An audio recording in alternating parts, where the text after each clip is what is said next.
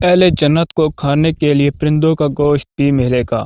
رسول اکرم صلی اللہ علیہ وآلہ وسلم نے فرمایا کہ بلا شبہ لمبی لمبی گردنوں والے اونٹ کے برابر پرندے ہیں جو جنت کے درختوں میں چرتے پھرتے ہیں۔ حضرت ابوبکر نے عرض کیا کہ یا رسول اللہ، وہ تو بڑی اچھی زندگی میں ہیں۔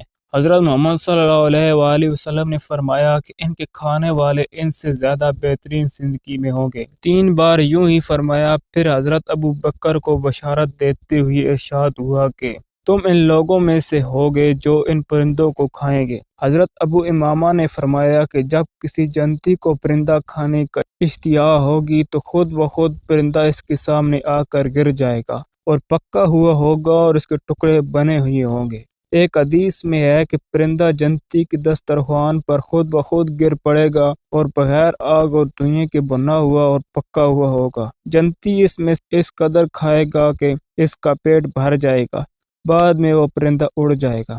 میں امید کرتا ہوں آج کا یہ دلچسپ واقعہ آپ کو پسند آیا ہوگا۔ مزید اس طرح کے واقعات سننے کے لیے ہمارا چینل سبسکرائب کریں اور ویڈیو کو لائک اور شیئر کر دیں۔